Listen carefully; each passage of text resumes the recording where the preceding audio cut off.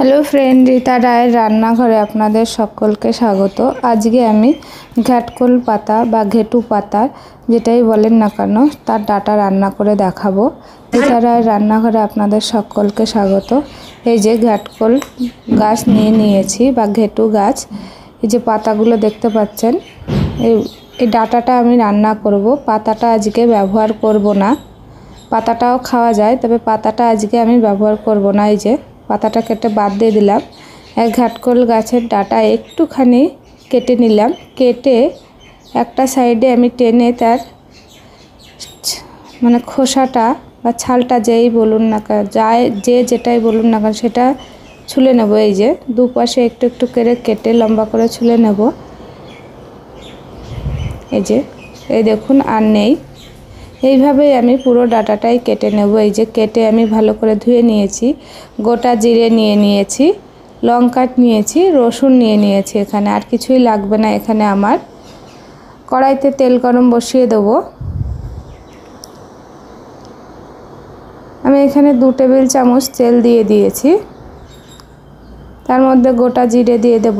জিরের পরিমাণটা একটু বেশি দিয়েছি আমি এখানে। তার মধ্যে রসুনটাকেও দিয়ে দেব।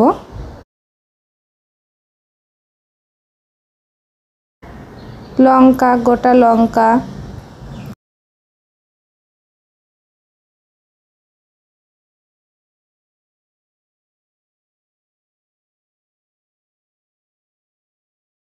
এবার যে ঘেটকোলের বা ঘেটুর ডাটাটা আমি কেটে রেখেছিলাম সেটাকে দিয়ে লবণ হলুদ দিয়ে ভালো করে ভাজতে হবে। এটা একটু হলুদ দিয়ে দেবো আর একটু লবণ দিয়ে দেবো। তারপর এটাকে খুব ভালো করে নেড়ে চেড়ে খুব মিডিয়াম টু লোয়ের দিকে রেখে ডাটাটাকে খুব ভালো করে ভাজতে হবে, যাতে ডাটার ভিতরে কোনো জল না থাকে। জল থাকলে এই ডাটাটা চুলকানোর ভয় থাকে। তার জন্য চেষ্টা করবেন যাতে ডাটার মধ্যে কোনো জল না থাকে। যেহেতু আমি ডাটাটা আগে থেকে জল দিয়ে ভাপিয়ে জলটা ফেলে দিইনি, ওই জন্য ভাপানোর দরকারই নেই। আপনারা কড়াইতে যদি খুব ভালো করে এই যে এইভাবে দেখুন একদমই ডাটায় জল না থাকে, এইভাবে একটু ভেজে নেবেন, তাহলে কোনো দিনও চুলকাবে না এর থেকে। এই যে আর খেতেও খুব ভালো হয়। এবার এটা আমি শিলপাটায় বেটে নেব। এটা চেষ্টা করবেন শিলপাটায় বাটতে, তাহলে টেস্টটা আরও বেড়ে যাবে। আর আপনাদের কাছে শিলপাটা না থাকলে মিক্সার গ্রাইন্ডারে বেটে নিতে পারেন।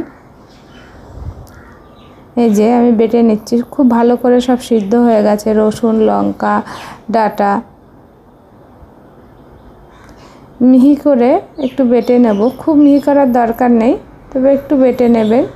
এই যে গরম গরম ভাতের সঙ্গে খেতে খুবই ভালো লাগবে। আপনারা একবার হলেও বাড়িতে ট্রাই করবেন। আর আমি একটা ঘাটকোল পাতা দিয়ে সাজিয়ে দিয়েছি। রান্নাটা ভালো লাগলে আমার চ্যানেলটিকে সাবস্ক্রাইব করবেন, কমেন্ট করবেন। রান্নাটা দেখার জন্য আপনাদের সকলকে অসংখ্য ধন্যবাদ।